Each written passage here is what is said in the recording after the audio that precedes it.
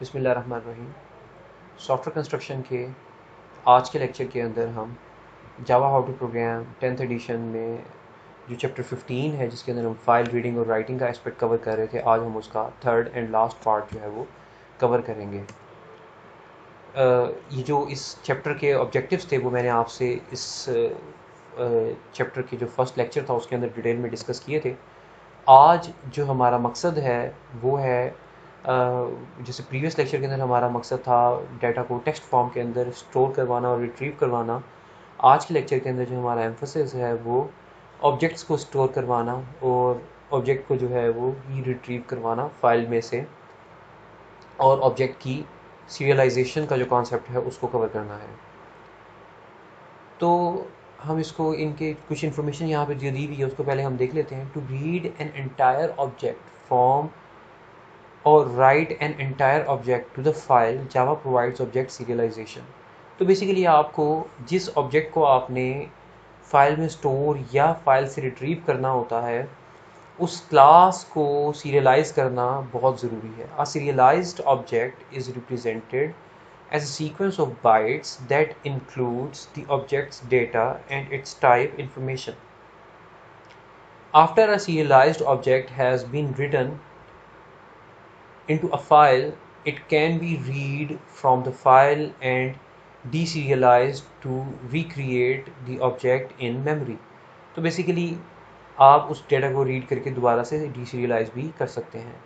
Class object input stream and object output stream, जो कि package java.io के अंदर मौजूद हैं, which represents implement which respectively implements object input and object output interfaces, enable entire objects to be read from or written to a stream। तो basically ये जो object input stream class है ये implement करती है ऑब्जेक्ट इनपुट इंटरफेस को, और object output stream जो सी क्लास है वो इम्प्लीमेंट करती है ऑब्जेक्ट आउटपुट इंटरफेस को। और ये तमाम के तमाम पैकेज java.io के अंदर मौजूद हैं और इनका मकसद है ऑब्जेक्ट्स को फाइल में रीड करवाना या फाइल में राइट करवाना। To use serialization with files, initialize object input stream and object output stream objects that read from and write to files. Object output stream interface method write object takes an object as an argument and write its information to an output stream, or basically वो जो that output stream is basically referring to the file in which you want to store the object. The class that implement object output, such as object output stream, declares this method and ensures that the object being output implements serializable। तो basically जिस object को over the stream right या read किया जाता है उसको make sure करना लाजमी है कि उस ऑब्जेक्ट की जो बेसिकली क्लास है, जिस क्लास का वो ऑब्जेक्ट है वो क्लास सीरियलाइजेबल हो। Object input interface method read object reads and return a reference of an object from the input stream. After an object has been read, its reference can be cast to the object's actual type. So basically ये जो है वो यही information यहाँ पे share कर रहा है। और इसके अलावा यहाँ पे इस लेक्चर के इस स्लाइड के अंदर ये बेसिकली बताना चाह रहा है कि जो सीरियलाइजेबल इंटरफेस है इसके अंदर किसी भी किस्म का मेथड नहीं है। बेसिकली ये एक टैगिंग इंटरफेस है कि आप जिस क्लास के साथ सीरियलाइजेबल इंटरफेस को इम्प्लीमेंट कर देते हैं तो आप बेसिकली उस क्लास के साथ ये टैग एसोसिएट कर देते हैं कि it is going to be serialized, और इसको आप ओवर द स्ट्रीम रीड और राइट कर सकते हैं। तो बेसिकली यही तमाम इंफॉर्मेशन जो है वो इस स्लाइड के अंदर डिस्कस हुई हुई है। अब यहाँ पे हमारे पास एक सैम्पल कोड है जिसको हम देखते हैं। फॉर इंस्टेंस इसने पहले यहाँ पे एक सबसे पहले जो है वो सीरियलाइजेबल को इंपोर्ट किया और इम्प्लीमेंट कर लिया, यानी कि बेसिकली इसने इस अकाउंट क्लास को टैग कर लिया कि ये इज़ गोइंग टू बी, इसका ऑब्जेक्ट जो है वो सीरियलाइजेबल होगा। और इस क्लास के अंदर 4 इंफॉर्मेशंस हैं, अकाउंट की, फर्स्ट नेम की, लास्ट नेम की और बैलेंस की। ये तमाम की तमाम इंफॉर्मेशन इस क्लास के अंदर मौजूद है और इसके अंदर स्टोर होगी। इसका कंस्ट्रक्टर मौजूद है एंड नो आर्गूमेंट कंस्ट्रक्टर और फिर ये फुल आर्गूमेंट कंस्ट्रक्टर और फिर इसके बाद सेटर और गेटर इसके मौजूद हैं। तो ये बेसिकली एक सिंपल अकाउंट की क्लास है और यहाँ पे ये क्या कर रहा है कि क्रिएट सिक्वेंशियल फाइल, और इसके अंदर इसने ऑब्जेक्ट आउटपुट स्ट्रीम का एक रेफरेंस वेरिएबल बनाया। और प्रीवियस क्लास के लेक्चर की एग्जांपल की तरह जहाँ पे टेक्स्ट जोन सा है उसको ऐड करवाया जा रहा था फाइल के अंदर, अब यहाँ पे इस एग्जांपल के अंदर ऐड करवाया जाएगा ऑब्जेक्ट। कौन सा ऑब्जेक्ट? अकाउंट क्लास का ऑब्जेक्ट। इसने यहाँ पे पहले एक output stream is equal to new object output stream कहा और इसने इसके अंदर files dot new output stream के थ्रू जो है ये ऑब्जेक्ट ये जो फाइल्स के अंदर मौजूद स्टैटिक मेथड कॉल किया और इसके अंदर इसने आर्गुमेंट पास किया पाथ्स के अंदर मौजूद ये गेट का स्टैटिक मेथड, और इसने बताया कि जो फाइल है वो बेसिकली क्या है, उसका नाम है clients डॉट ser। इस फाइल के अंदर डाटा को स्टोर या रिट्रीव किया जाएगा और अगर ये जो लाइन है सक्सेसफुली एग्जीक्यूट होती है तो आपके पास ये फाइल आपके पास ओपन हो जाएगी और इसका हैंडलर आपके पास यहाँ आउटपुट रेफरेंस वेरिएबल जो कि ऑब्जेक्ट आउटपुट स्ट्रीम टाइप का है उसकी फॉर्म में मौजूद होगा। और अगर ये सही तरीके से नहीं चलती तो आपके पास ये एक्सेप्शन यहाँ से थ्रो हो जाएगी और ये इसको कैच कर लेगा, आईओ एक्सेप्शन जो है इसको कैच कर लेगा। इसके बाद ऐड रिकॉर्ड का मेथड ये देखिए यहाँ पे कॉल हुआ है। यहाँ पे ये क्या करता है कि ये यूज़र से कह रहा है कि काइंडली आप अकाउंट नंबर और ये तमाम इन्फॉर्मेशन एंटर करें, और ये स्कैनर का इसने एक ऑब्जेक्ट बना दिया सिंपल जो कंसोल से इनपुट लेगा यूज़र से, और जब तक यूज़र इनपुट देता रहेगा तब तक ये लूप चलता रहेगा, बिल्कुल लास्ट टाइम की तरह कंट्रोल जी वाले एंड ऑफ फाइल मार्कर की तरह।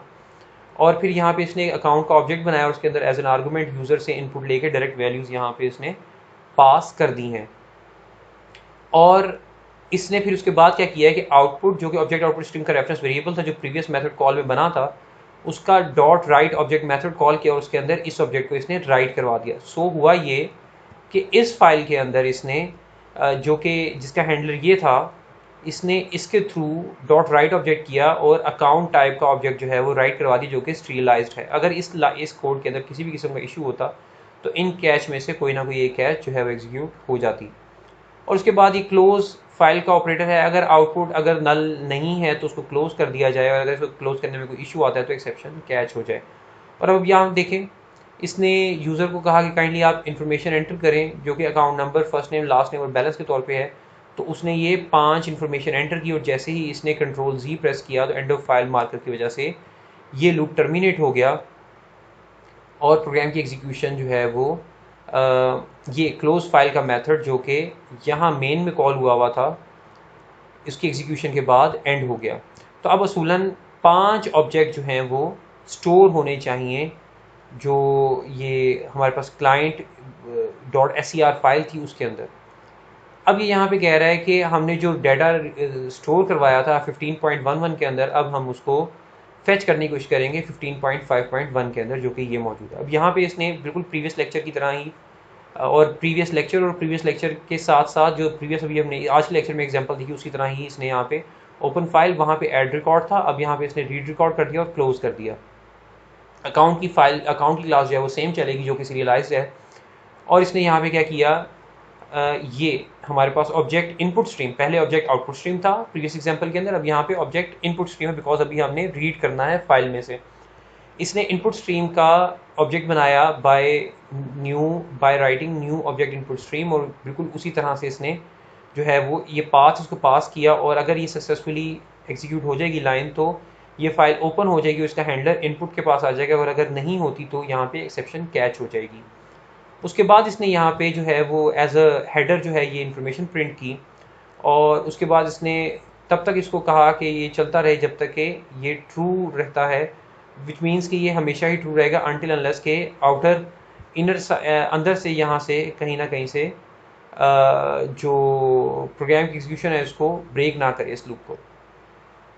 तो बेसिकली इसने यहाँ पे क्या किया कि अकाउंट का एक रेफरेंस वेरिएबल बनाया जिसके अंदर इसने input dot read object, input basically वो हैंडलर है जो हमें इस लाइन से मिला था ओपन फाइल मेथड के अंदर से, और फिर उसने इनपुट डॉट रीड ऑब्जेक्ट किया और उस ऑब्जेक्ट को रीड करके उसने टाइप कास्ट किया अकाउंट टाइप के अंदर और अकाउंट टाइप के रेफरेंस वेरिएबल के अंदर स्टोर कर दिया और यहाँ पे इसने इसके गेट मेथड्स के थ्रू जो है वो इसकी वैल्यूज़ को प्रिंट कर दिया और यहाँ पे उसने एक्सेप्शंस भी लिखी हुई हैं जो कि आने के चांसेस हो सकते हैं और ये यहाँ पे क्लोज फाइल बिल्कुल प्रीवियस एग्जांपल्स की तरह मौजूद है।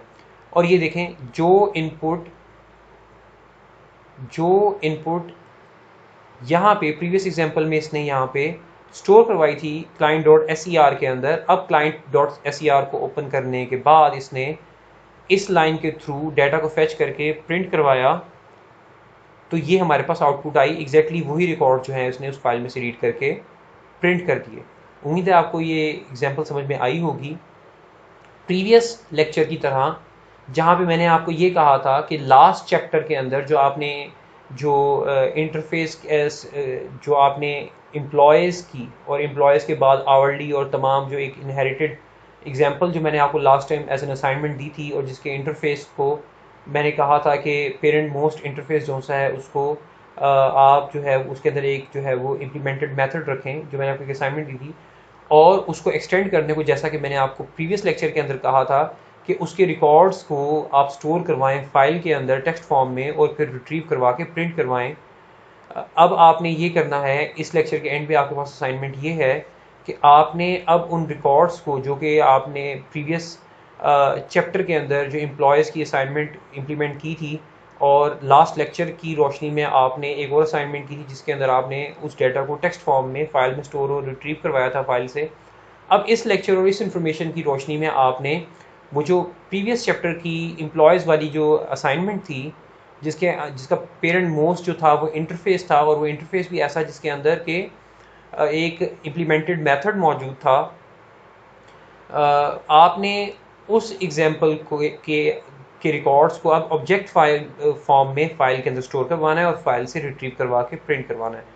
अगर किसी भी किस्म का कोई इशू है, कोई कन्फ्यूजन रह गई है लेक्चर के अंदर या असाइनमेंट के अंदर, तो I will try my best to cover them in the QA session. Kindly book को कंसल्ट कीजिए, जितनी एग्जांपल्स हमको रन करके देखिए और उनमें एक्सपेरिमेंटेशन करें और ज़्यादा से ज़्यादा कोड करने की प्रैक्टिस करें। उम्मीद है कि it will help you out, और जो कॉमन प्रोग्रामिंग प्रैक्टिस और मिस्टेक्स हैं उनको भी कंसल्ट करें। अगर कुछ मज़ीद रह जाता है तो हम उसको क्यूए सेशन के अंदर इंशाल्लाह ज़रूर कवर करेंगे। Thank you very much. Allah.